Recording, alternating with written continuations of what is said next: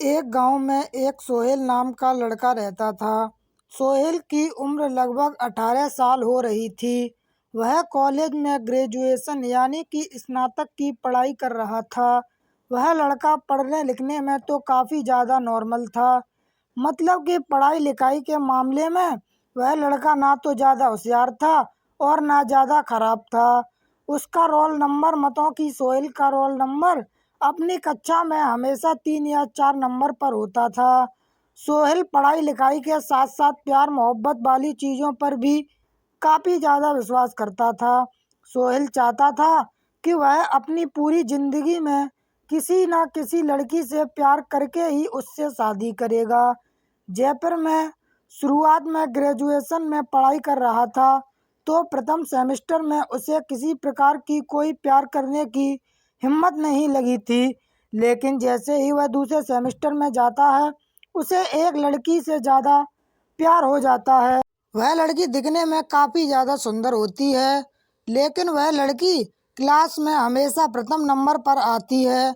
इसका मतलब है कि वह लड़की जिसका नाम नेहा थी, यह हमेशा क्लास में प्रथम आती थी और पढ़ाई लिखाई करने में सोहेल से भी काफ़ी ज़्यादा आगे थी। पहले तो सोहेल अपने कॉलेज पर फिर भी दिन नहीं जाया करता था, लेकिन जब से वह उस लड़की से नेहा को देखा था, तो वह कॉलेज पर प्रतिदिन जाने के लिए बेबस हो गया। अर्थात सोहेल प्रतिदिन स्कूल जाने लगा।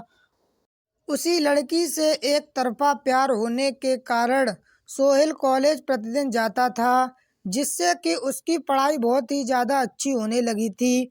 अब वह कोई भी कार्य बहुत ही जल्दी करके दिखाता था, क्योंकि अपने प्यार के सामने बेइज्जती होने के डर से वह कभी भी जूझ नहीं पाता था। वह लिखने वाली चीज़ें सबसे पहले ही कर दिखाता था। नेहा जिस तरह सेमेस्टर में फर्स्ट आती थी, ठीक उसी तरह सोहेल भी सोच रहा था कि अगर मैं भी पढ़ने लिखने में काफ़ी होशियार बन जाऊंगा तो हो सकता है नेहा मुझे पसंद करने लगेगी। लेकिन यह बात तो अलग है। सोहेल तो पहले से ही नेहा को मन ही मन पसंद करने लगा था। अब तो नेहा को ही बार बार देखने का मन करता था सोहेल का। आपको बता दें कि सोहेल हमेशा उसे ही टेबल में बैठा करता था जिसके सामने नेहा बैठा करती थी। अर्थात सोहेल सोहेल हमेशा नेहा के ठीक सामने बैठा करता था। अब धीरे धीरे दोनों में काफ़ी ज़्यादा बातचीत होने लगी थी, क्योंकि प्रतिदिन कॉलेज जाने के कारण उसे रोज़ाना कॉलेज जाने वाली लड़कियों लड़के से काफ़ी ज़्यादा मिलजुल तथा पहचान हो गया था। नेहा भी थोड़ा बहुत उससे बात किया करती थी, लेकिन नेहा का इरादा प्यार करने का बिल्कुल भी नहीं था। लेकिन समझ में नहीं होना अपने प्यार मन में खेतड़ी बना रहा था कि वह नेहा से ही प्यार करता है और उसी से शादी करेगा। आपको बता देगी ज़िंदगी आगे जैसे जैसे गुजर रही थी, सेमेस्टर में पढ़ाई जैसे हो जाओगे गुजर रही थी, वैसे वैसे आप सोहेल को नेहा से बिछड़ने का दर्द भी मिलने वाला था। क्योंकि सुबह नेहा ने एक तरफा प्यार किया करता था, इसलिए मैं नेहा को सोहेल के प्यार के बारे में कुछ नया तो जानकारी भी नहीं थी। धीरे धीरे नेहा और सोहेल तथा सेमेस्टर के सभी लोग अंतिम सेमेस्टर मतलब कि 6वें सेमेस्टर में पहुंच गए थे। अंतिम एग्जाम होने वाली थी और सोहेल को काफ़ी ज़्यादा दर्द महसूस होने लगा था नेहा से बिछड़ने के का। अब तो धीरे धीरे सोहेल का मन में भी बिल्कुल नहीं लगने लगा था, क्योंकि वह अब सोहेल से क्योंकि वह नेहा से बिल्कुल भी किसी भी हालात में बिछड़ने के लिए नहीं सोच रहा था।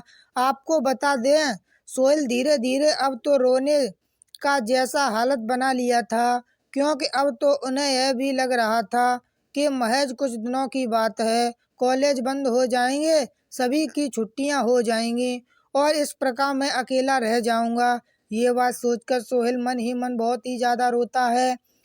अब कौन कॉलेज में नामकरण आएगा, तो सभी लोग अपने अपने घर जाकर अपने अपने शहर में ही पढ़ाई करने वाले थे।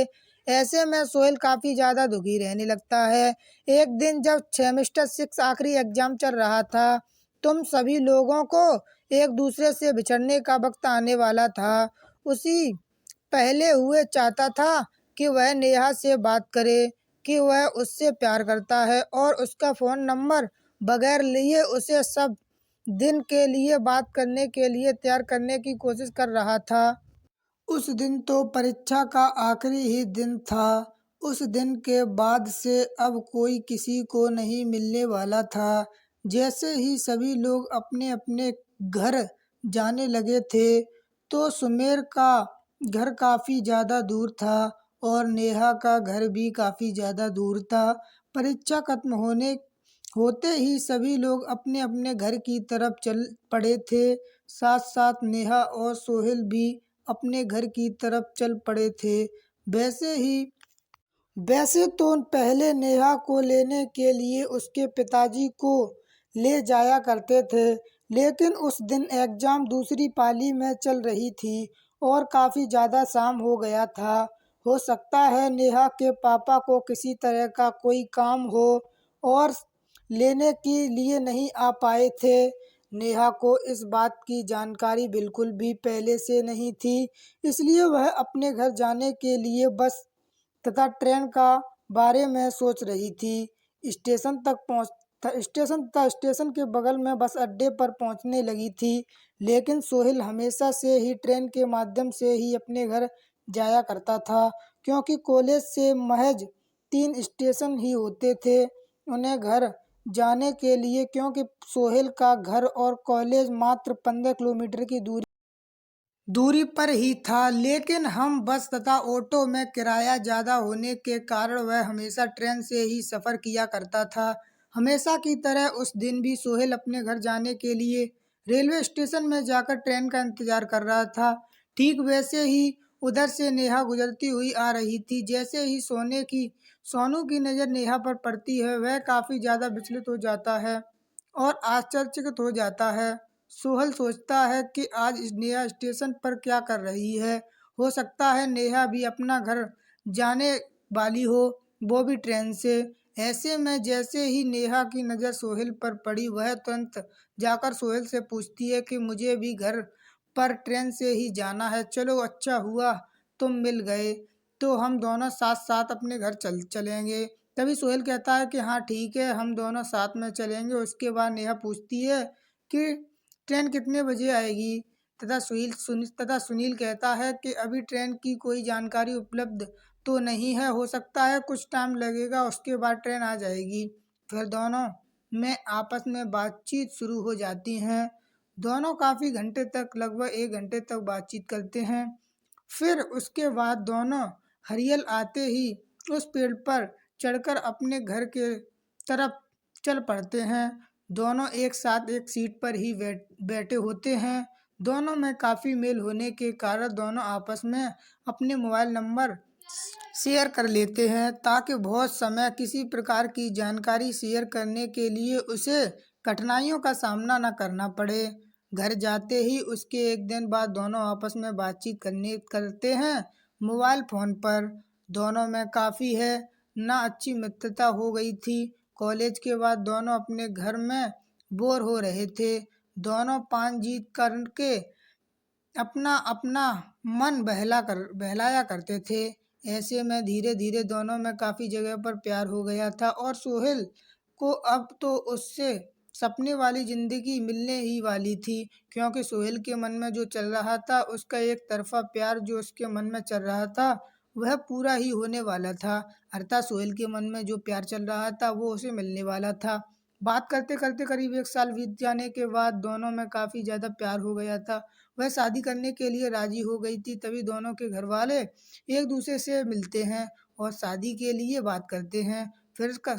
फिर शादी दोनों की नियत तथा सोहेल एक साथ खुश रहने लगते हैं और दोनों की शादी हो जाती है। धन्यवाद दोस्तों, आज की कहानी आपको अच्छी लगी हो तो प्लीज़ शेयर सब्सक्राइब करना ना भूलें, वीडियो को लाइक करना ना भूलें। Thank you for watching the video.